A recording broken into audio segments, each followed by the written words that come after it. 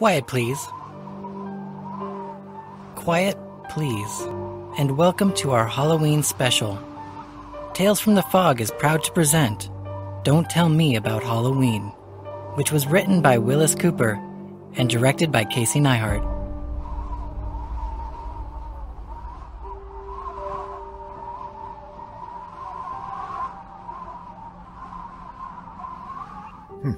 I'm gonna kill my wife tonight. Or maybe tomorrow night. I'm gonna kill one of my wives. I better, or something's going to happen to me that won't be good. Halloween's almost here. Halloween's the deadline. And Candace has to be dead before Halloween. Only trouble is, I'm not sure I'll recognize her when she shows up. You ever been in Salem, Massachusetts? Place where they hanged all the witches? No, they didn't burn them at the stake. A lot of people think so, but they didn't. They hanged them. All except the warlock, old Giles Corey. They pressed him to death. Yeah, very unpleasant. Well, it was in Salem this particular Halloween that I met Candace. It was dark up there on the hill where the gallows used to stand. Dark and cold, with a damp wind coming in off the sea. The few little lights you can see in the dusk only made it darker and lonelier and creepier up there. And I remember how I shivered as I started down the hill to town. I remember how I jumped when something that looked like a black cat jumped out of the shadows at my feet. Without thinking, I yelled, "Who's that?" And my heart almost stopped beating because... Well, good evening. I'd been up all alone up there. And then all of a sudden there was a woman standing beside me. You're the first human being that's spoken to me tonight. Who are you? I'm Candace. I don't know any Candace. You didn't, but you do now. You nearly scared me to death. Oh, I wouldn't do that to you. What's your name? Craig. You like me, Craig? What? I don't know what you look like. I like you very much. Well, but I still don't... Kiss me, Craig. Now? Kiss me, I said. You know, you're going to be a very nice husband for me, Craig. What do you mean? Well, I'm not going to marry you. Oh, yes, you are. When I say something's going to happen, it happens, Craig. But I'm not... Wouldn't you like to be rich, Craig? And have a beautiful wife? I am beautiful. You'll see. Wouldn't you like to be rich and wise and happy? And live forever? Wouldn't you, Craig? Who the devil are you? Why, that's a very apt way of putting it, Craig. Who are you? I'm Candace. That doesn't mean anything to me. I'm the witch they didn't hang, Craig. Well, she was right. I am rich. Whenever I need money, which hasn't happened for a long time now, I ask Candace when she comes to see me at Halloween time. I'm reasonably wise, I suppose. I'm quite an authority on American history. Quite well considered at the university here. And while I can't say I've lived forever, I have lived 322 years. Yeah, that's right. You see, I met Candace on the hill above Salem in the year 1694, 2 years after Cotton Mather stopped hanging witches.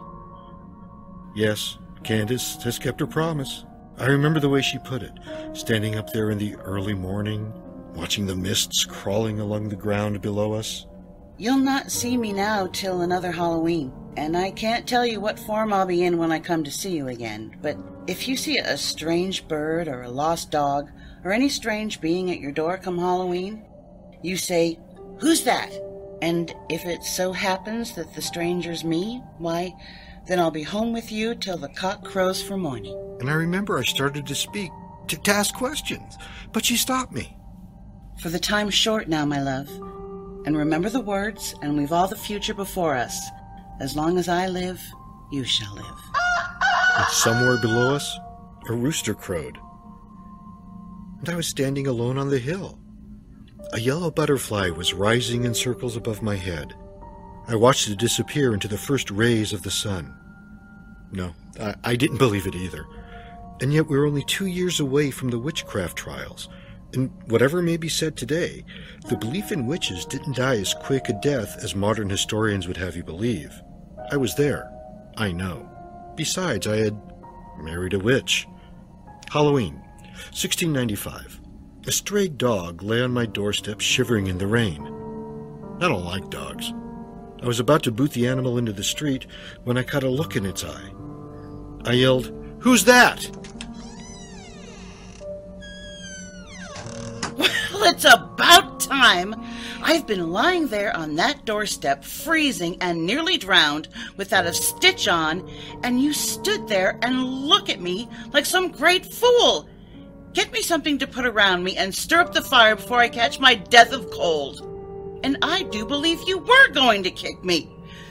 Candace? What did I ever see in you? Candace, dear, how was I to know? Give me that quilt. Oh, she was all contriteness and apologies in a moment.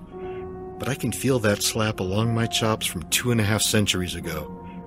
And our first anniversary was a very pleasant one. I was rather glad I'd married a witch. It had its drawbacks, though. Despite wealth and growing wisdom, people around me in Salem grew old, and I seemed to stay the same age. I moved away and the years went on. I moved away from Salem, and I moved away from Philadelphia. And I moved from Baltimore and Richmond, Savannah, and a score of other places. I spoke to George Washington, and I watched Robert Fulton's steamboat chug up the Hudson when I was more than 100 years old, and looked 35. And every Halloween, I welcomed Candace home for a night. One year in a farmhouse on an Illinois prairie, a red fox whined at my door, and it was Candace. One year, a blue jay flew down from a tree in Missouri. Another year, she came to me as a skittering little gray field mouse. And the year I came back to Wisconsin after the Civil War, a porcupine gnawed its way into my cabin on Halloween night, and one of its quills spiked me before I thought to say, "Who's that?" And then Candace smiled at me. There was only a strand of yellow hair through the thick of my thumb. I remember how badly it hurt when she pulled it out.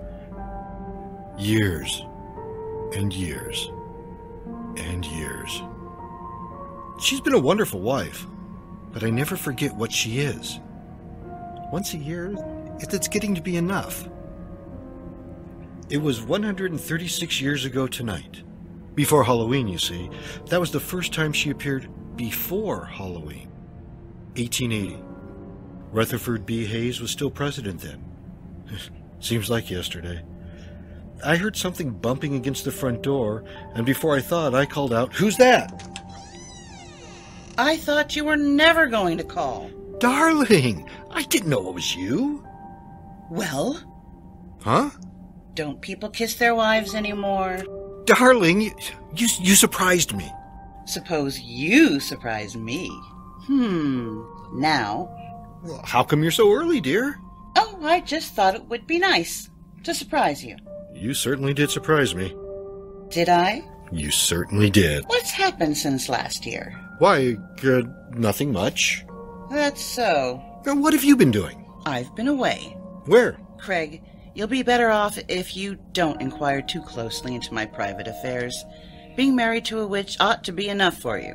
I'm just interested, Candace. Like I'm interested in what you do when I'm away. What? I am interested, you know. I don't know what you're talking about, dear. You don't? No. Don't you ever get lonely while I'm away? What? Why, certainly. What are you talking about? You know what I'm talking about, Craig. I don't either. You're forgetting that I'm a witch, dear?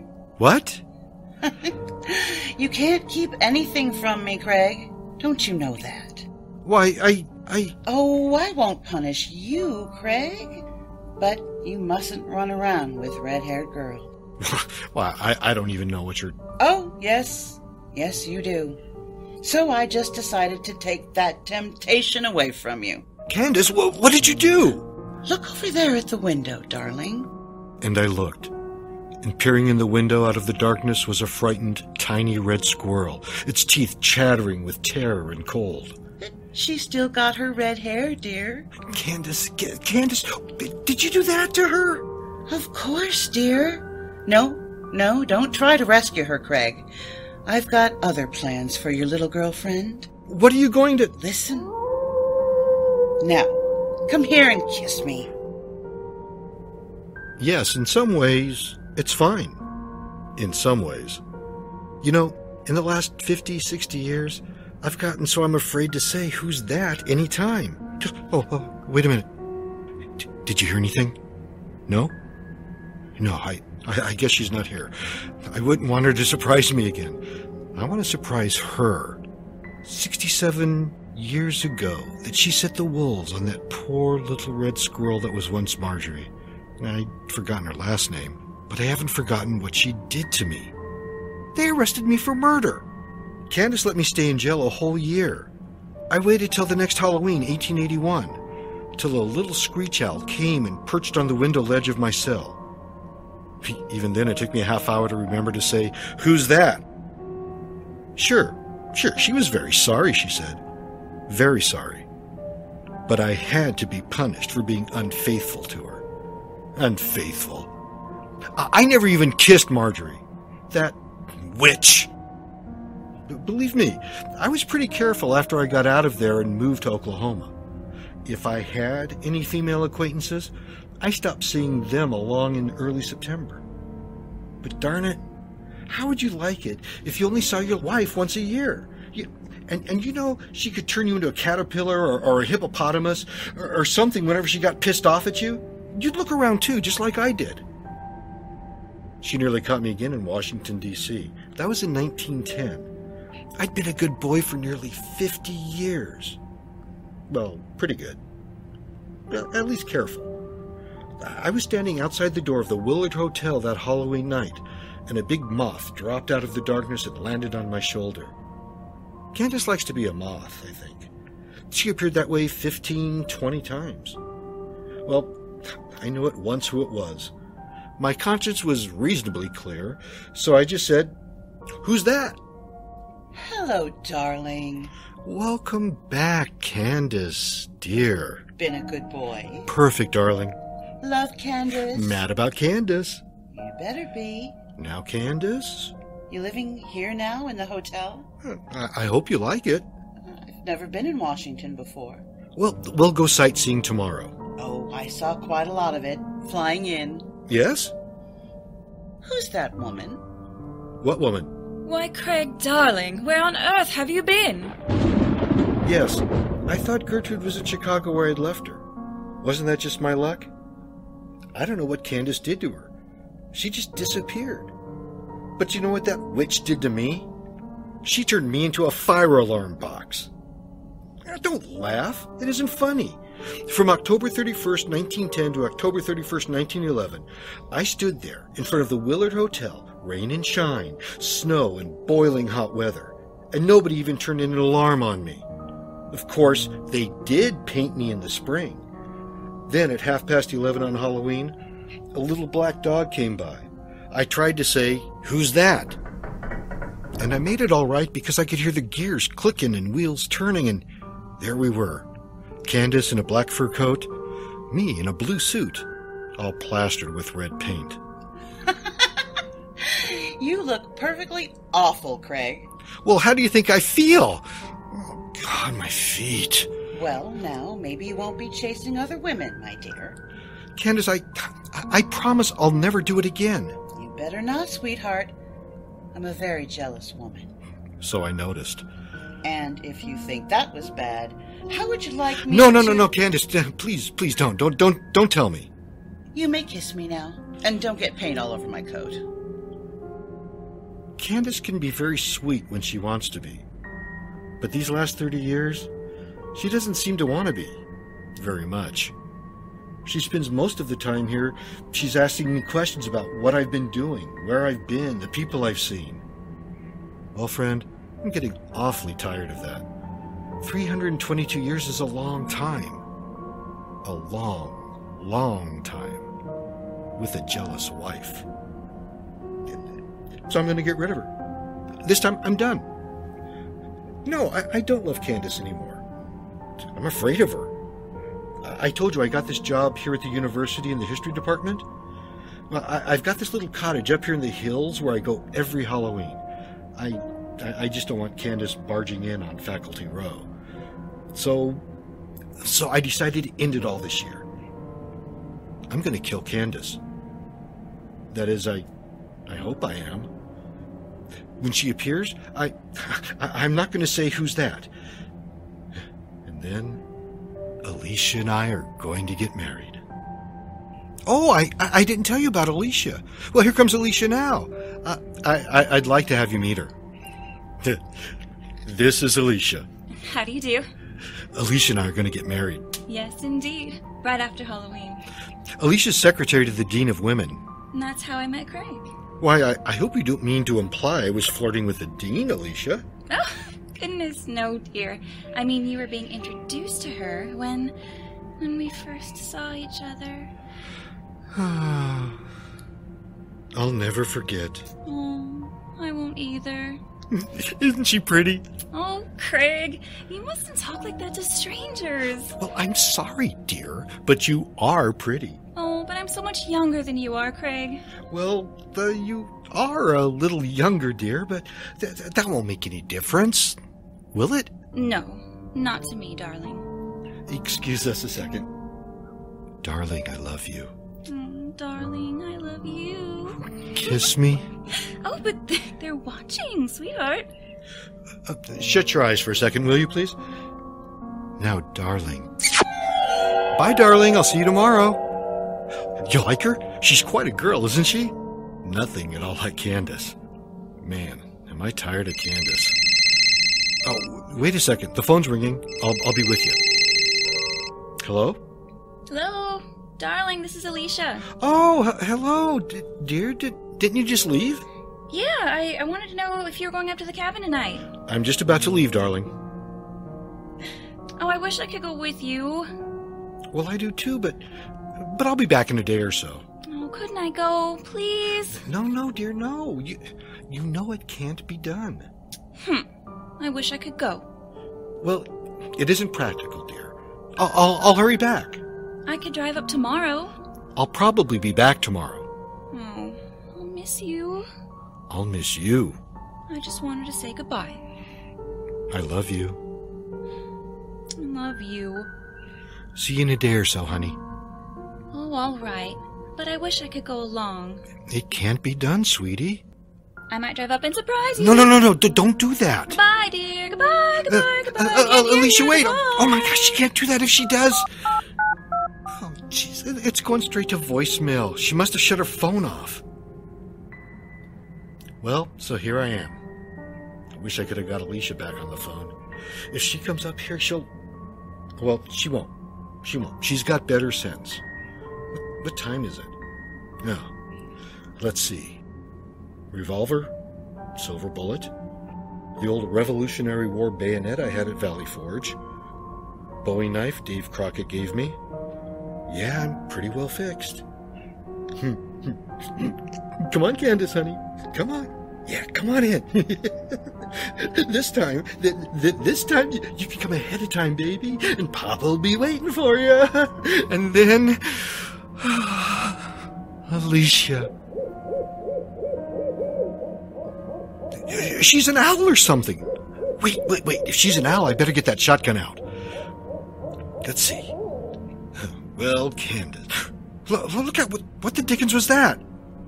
A moth? A moth, eh? Well, Candace. Here, Saturday Evening Post. Light somewhere, darling. Light. There. I missed her. You're not going to get away this time, sweetheart. Get away from that lamp. Get away, I say. Ha, I got you. You're not dead yet? Well, Never mind, Craig. What? Never mind. I'm going to die, all right. Who's that? It's too late, Craig. You've killed me.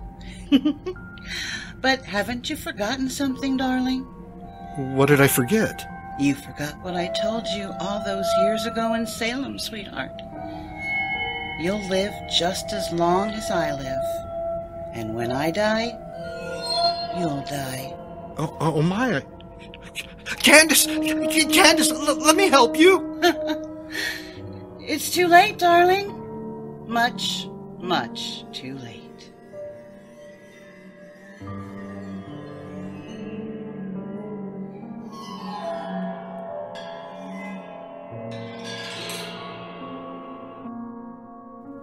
You have just listened to Don't Tell Me About Halloween, which was written by Willis Cooper and directed by Casey Neihart.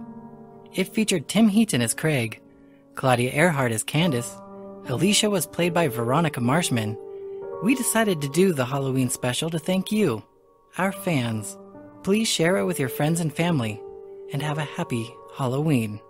And so, until our next episode, I'll see you in the fog.